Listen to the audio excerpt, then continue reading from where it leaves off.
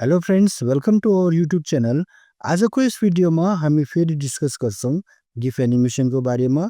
योभन्दा पहिलाको क्लासमा पनि हामीले गिफ एनिमेसनको बारेमा डिस्कस गरेका थियौँ। तर योभन्दा पहिलाको क्लासमा चाहिँ हामीले एउटा सिम्पल खालको गिफ एनिमेसन बनाएको थियौँ। र आजको यस क्लासमा हामी मल्टिपल लेयरलाई एनिमेट गरेर एउटा गिफ एनिमेसन बनाउँछौँ। Okay, let's start.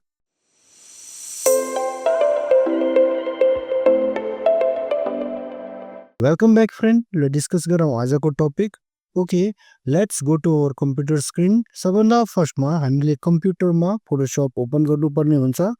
Photoshop open गर्नलाई हामीले सिम्पली यो स्टार्टमा क्लिक गरौँ र यहाँ फोटोशप लेखौँ। ओके, फोटोशप लेखिसकेपछि हाम्रो यो एडोबी फोटोशप CS भनेर एउटा खुल्छ। यसलाई चाहिँ हजुरले क्लिक गर्नुहोस् र यो हाम्रो फोटोशप ओपन हुन्छ। सो गाइस, फोटोशप ओपन भइसकेपछि हाम्रो एउटा वेलकम स्क्रिन आउँछ र त्यो वेलकम स्क्रिनलाई हामीले क्लोज गर्नुपर्ने हुन्छ। यहाँ हेर्न सक्नुहुनेछ, यो वेलकम स्क्रिन आयो र यसलाई हामी सिम्पली क्लोज गरौँ।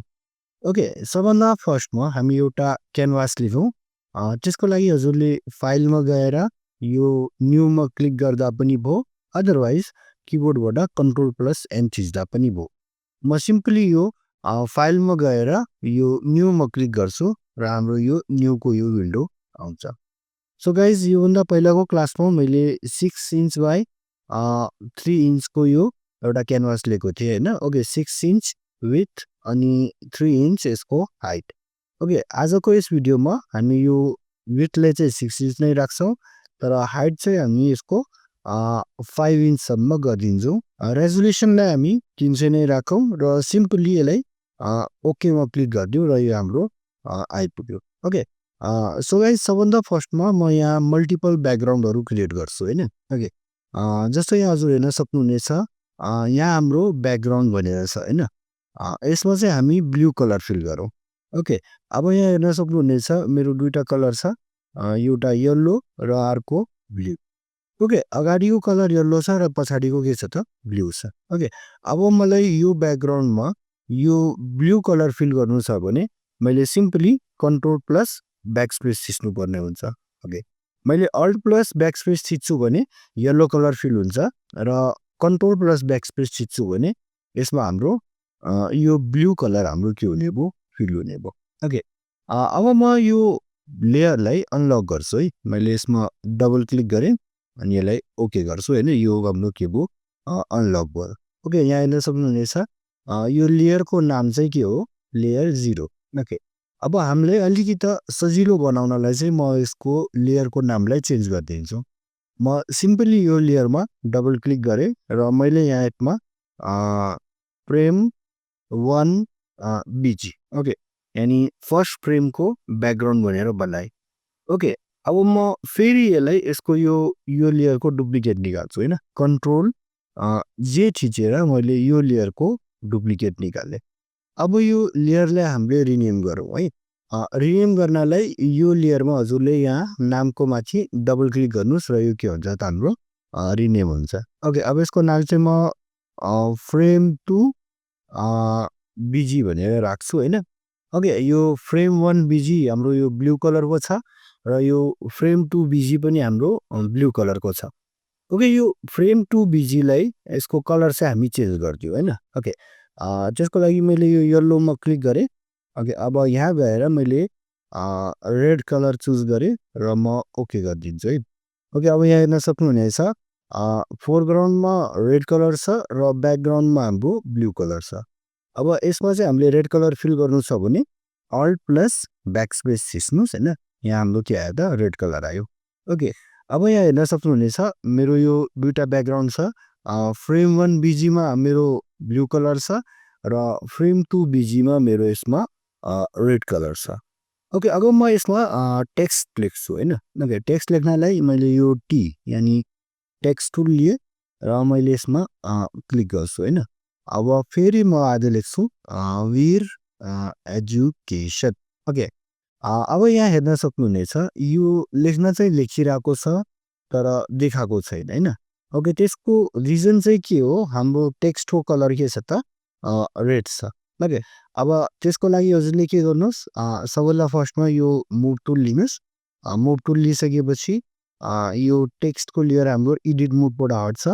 ओके अब त्यसपछि हामी यो टेक्स्ट टुल लिगौँ र यहाँबाट गएर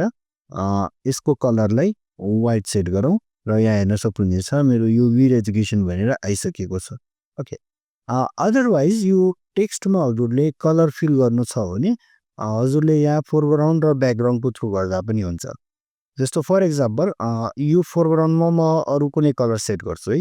मैले यहाँ क्लिक गरेँ मैले यसमा चाहिँ हाम्रो यो ग्रीन कलर सेट गरेँ ओके अब यसमा मलाई यो टेक्स्ट लेयरमा मलाई ब्लू कलर फिल गर्नु छ भने control backspace green colour fill गर्नु छ भने अल्ट ब्याक स्पेस थिच्नुहोस् र यो के हुन्छ हाम्रो फिल हुन्छ ओके म सिम्पली यो टेक्स्ट टुल लेख्छु र यो टेक्स्ट टुलको यो कलरको अप्सन दिन्छ यसमा क्लिक गरेर यसको कलरलाई वाइट गर्छु हैन ओके अब यहाँ हेर्न सक्नुहुनेछ यो नाम वीर एजुकेसन हाम्रो यो वाइट कलरमा आइसकेको छ अब यसको चाहिँ फेरि हामी यो लेयरको डुप्लिकेट बनाएर अर्को वीर एजुकेसनको कलर चाहिँ चेन्ज गरौँ हैन त्यसको लागि यहाँ हेर्न सक्नुहुनेछ यो वीर एजुकेसन छ ओके कन्ट्रोल प्लस जे थिचेर यसको एउटा कपी निकाल्यौँ हामीले ओके अब यहाँ हेर्नुहोस् त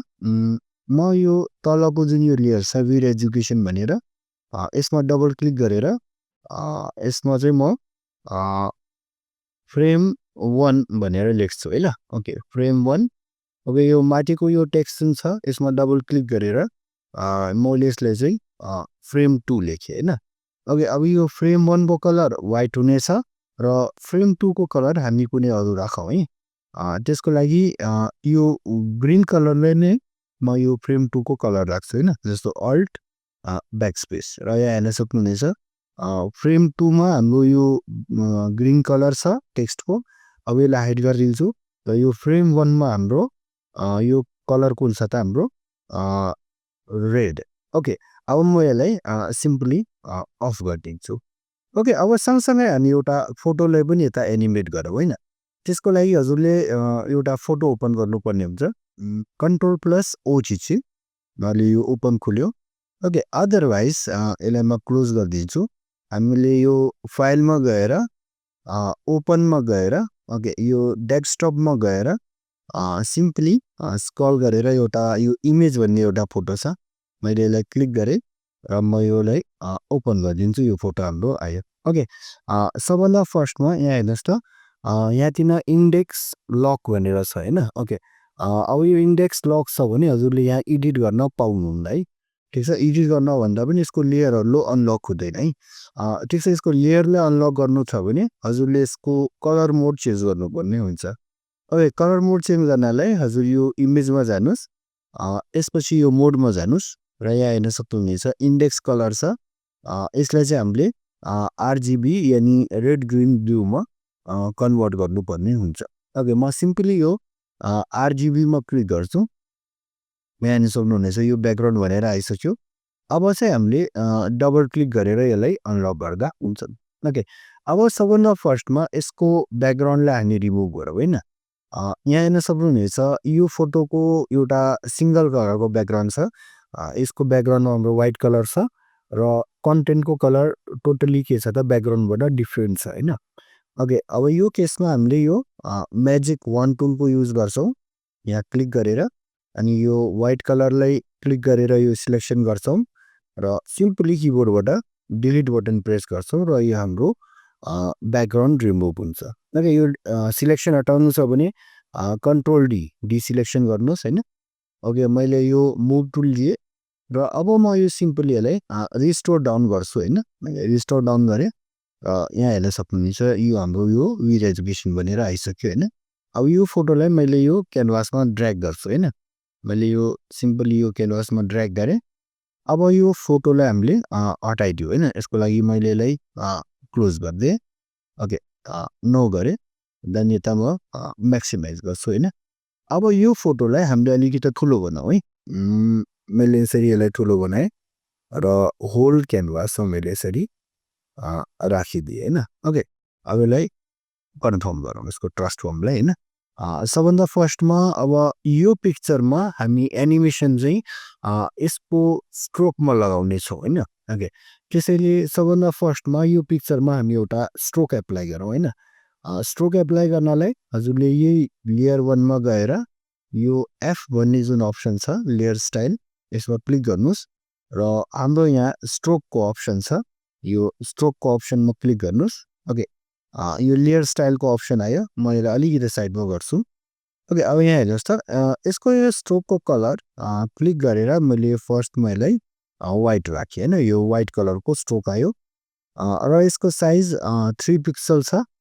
यसलाई चाहिँ म अलिकति बढाइदिन्छु यहाँ हेर्न सक्नुहुनेछ यो व्हाइट कलरको आयो ओके यसको पिक्सल चाहिँ मैले 59 सम्म इन्क्रिज गरिदिएँ हैन ओके सिम्पली यसलाई ओकेमा क्लिक गर्नुहोस् र हाम्रो यो स्ट्रोक एप्लाई भयो ओके अब यो लेयर 1 लेखेको छ ओके अब मैले यसलाई डबल क्लिक गरेर फोटो F1 यानी फ्रेम 1 भनेर राख्छु ओके अब यसको डुप्लिकेट लिनु छ भने कन्ट्रोल जे डुप्लिकेट लिनुस् र यसको नामलाई पहिला रिनेम गरौँ हैन यो नामको माथि डबल क्लिक गरौँ र F1 थियो अब चाहिँ हामी यसलाई के गरौँ त F2 यानी फ्रेम 2 राखौँ हैन अब यसको स्ट्रोकलाई चेन्ज गरौँ हैन ओके यो फर्स्टमा चाहिँ हाम्रो स्ट्रोक व्हाइट हुनेछ र सेकेन्डमा चाहिँ हामी कुनै डिफ्रेन्ट स्ट्रोक राखौँ हैन त्यसको लागि हजुरले यो स्ट्रोकको जुन अप्सन यहाँ देखाइरहेछ यसमा डबल क्लिक गर्दा पनि भयो हाम्रो यो लेयर स्टाइलको अप्सन आउँछ अब मैले यसलाई क्यान्सल गर्छु ओके अदरवाइज हामी यो फेरि एफमा गएर यसको स्ट्रोकमा जाँदा भयो हैन ओके अब चाहिँ यसको यो कलर जुन छ यसलाई मैले क्लिक गरेँ र सिम्पली यसको कलरलाई येलो गरिदिएँ यसको स्ट्रोकको कलरलाई मैले यसलाई ओके गरेँ ओके यहाँ हेर्न सक्नुहुनेछ म यो लेयरलाई अलिकति ठुलो बनाउँछु ओके यहाँदेखि हाम्रो ब्याकग्राउन्डको पनि हामीले यो दुईटा कलर लिएको छौँ यो फर्स्ट कलर हाम्रो यो रेड कलर र सेकेन्ड के छ त हाम्रो यो ब्लू कलर हैन ओके त्यसै गरी हामीले यो टेक्स्टको लागि पनि दुई टाइपका कलर लिएको छौँ फर्स्टमा हाम्रो यो माथिको जुन छ यो हाम्रो ग्रीन कलरको अनि यसलाई म अफ गर्छु र सेकेन्ड हाम्रो के छ त यो व्हाइट कलरको हैन ओके अनि यहाँदेखि यो फोटोमा पनि हामीले दुईटा कलरका स्ट्रोक लिएको छौँ यो फर्स्ट हाम्रो यो येलो कलरको स्ट्रोक अब म यसलाई अफ गर्छु र सेकेन्ड हाम्रो यो व्हाइट कलरको स्ट्रोक ओके अब यो सबै कुराहरूलाई हामी इमेज रेडीमा जाउँ हैन लिएर ओके अब यसको लागि यो टुल्सको सबभन्दा बटममा हाम्रो यो इमेज रेडीको अप्सन छ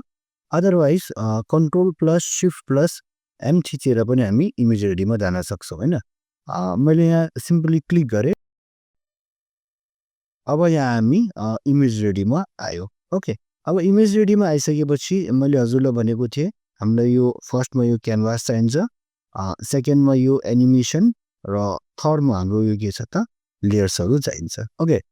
लेयर्सलाई अलि माथि राख्छु र यसलाई चाहिँ म अलिकति ठुलो बनाउँछु है ओके अब यो आयो ओके अनि अर्को कुरा मैले हजुरलाई के भनेको थिएँ यदि यो एनिमेसन अथवा यो लेयर हजुरकोमा आएको छैन भने हजुरले सिम्पली यो विन्डोजमा गएर यहाँबाट यो एनिमेसनलाई हाइड गर्न सक्नुहुनेछ ओके फेरि ल्याउनु छ भने विन्डोजमा जानुस् र यो एनिमेसनमा क्लिक गरेर एनिमेसनलाई ल्याउनुस् ओके त्यसै गरी यो लेयर छैन भने विन्डोजमा गएर यो लेयरमा क्लिक गर्नुस् यो हराउँछ र विन्डोजमा गएर यो लेयर्समा हजुरले फेरि क्लिक गर्नुस् यो हाम्रो लेयर आउँछ ओके अब यहाँ हेर्न सक्नुहुनेछ यो फर्स्ट फ्रेममा हामीले यो F2 जति पनि राखेका छौँ फ्रेम 2 को जति पनि लेयर छ त्यसलाई अफ गरिदिउँ हैन मैले जस्तो यो F2 को यो छ हैन फोटो ओके यसलाई मैले अफ गरिदिएँ ओके सेकेन्डमा यो फ्रेम 2 को यो टेक्स्ट छ यसलाई पनि मैले अफ गरिदिएँ र यो F2 को एउटा ब्याकग्राउन्ड छ यसलाई पनि म अफ गरिदिन्छु हैन ओके अब यहाँ हेर्न सक्नुहुनेछ यो फर्स्ट फ्रेममा हाम्रो ब्याकग्राउन्डको कलर ब्लू हुनेछ र टेक्स्टको कलर हाम्रो व्हाइट हुनेछ र यो स्ट्रोकको कलर पनि हाम्रो व्हाइट हुनेछ ओके फेरि यसमा हामी सेकेन्ड फ्रेम थपौँ हैन ओके सेकेन्ड फ्रेम थप्नलाई हजुरले यहाँ हेर्न सक्नुहुनेछ डुप्लिकेट करेन्ट फ्रेम भनेर छ यसलाई क्लिक गर्नुस् र यहाँ हजुरले F1 लाई हाइड गरेर F2 लाई अन गर्नुस् हैन यो फ्रेम 2 अन गर्नुस् हैन मैले फेरि यहाँ F1 लाई हाइड गरेँ र F2 लाई अन गरेँ र यहाँ पनि मैले यो फोटोको F1 लाई हाइड गरेँ फ्रेम 1 लाई हाइड गरेँ र फ्रेम 2 लाई शो गरेँ ओके अब यहाँ हेर्न सक्नुहुनेछ जस्तो फर्स्ट फ्रेममा ब्याकग्राउन्ड हाम्रो ब्लू थियो भने सेकेन्ड फ्रेममा ब्याकग्राउन्ड हाम्रो के हुनेछ रेड ओके अनि फर्स्ट फ्रेममा हाम्रो यो टेक्स्टको कलर व्हाइट हुनेछ भने सेकेन्ड कलरमा टेक्स्टको कलर ग्रीन हुनेछ ओके फर्स्ट फ्रेममा यो पिक्चरको स्ट्रोकको कलर व्हाइट छ भने सेकेन्ड फ्रेममा चाहिँ यो पिक्चरको स्ट्रोकको कलर हाम्रो के हुनेछ येलो हुनेछ हैन ओके अब म हल्का यो जुम टुल लिएर यसलाई जुम आउट गर्छु र यो एनिमेसनलाई प्ले गर्छु हैन ओके प्ले गर्नलाई यो अप्सन छ प्ले एन्ड पज को मैले यहाँ क्लिक गरेँ र यहाँ हेर्न सक्नुहुनेछ यो हाम्रो यस्तो खालको एनिमेसन क्रिएट भयो हैन ओके फर्स्ट फ्रेममा हाम्रो यो कलर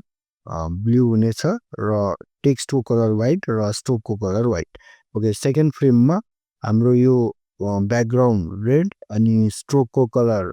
येलो र टेक्स्टको कलर ग्रीन ओके अब यसको स्पिडलाई कन्ट्रोल गर्नु छ भने हजुरले यो 0 सेकेन्ड जुन लेखेको छ यता हैन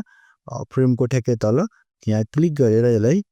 0.2 गर्न सक्नुहुन्छ र यहाँ क्लिक गरेर फेरि हामीले यसलाई 0.2 गर्न सक्छौं हैन ओके अब यसलाई प्ले गरौँ फेरि हैन हेर्नुस् त यो बिस्तारै बिस्तारै के भयो त हाम्रो एनिमेसन प्ले भयो ओके अब यो एनिमेसन सेभ गर्नु छ भने okay control shift alt S okay otherwise फाइलमा गएर हजुरले सेभ अप्टिमाइज हेर्दै okay control shift alt S हैन यो चिज्दा पनि भयो ओके हामीले चाहिँ सिम्पली यसलाई सेभ अप्टिमाइज एस गरौँ ओके यसलाई डेस्कटपमा सेभ गर्छौं र डेस्कटपमा सेभ गरिसकेपछि यो हामी एस भनेर यसको नाम दिए र यसलाई हामी सेभ गर्दियौ हैन ओके अब यो क्यानभासलाई हामीले क्लोज गर्छौं हैन इमेज रेडीलाई क्लोज गर्यौ नो गर्यौ र त्यसपछि हामी यो फोटोशपलाई पनि क्लोज गरौँ र यहाँ हेर्न सक्नुहुनेछ यो एस भनेर हाम्रो एउटा गिफ इमेज बनिसकेको छ ओके अब यसलाई फेरि प्ले गर्नु छ भने ओपन गर्नु छ भने राइट क्लिक गर्नुस् यसलाई चाहिँ हजुरले ओपन विथ यो फायरफक्स म ओपन गर्छु हजुरले यसलाई गुगल क्रोममा इन्टरनेट एक्सप्लोररमा अथवा माइक्रोसफ्ट एजमा पनि ओपन गर्न सक्नुहुनेछ म चाहिँ यसलाई फायरफक्समा ओपन गर्छु हैन मैले फायरफक्समा क्लिक गरेँ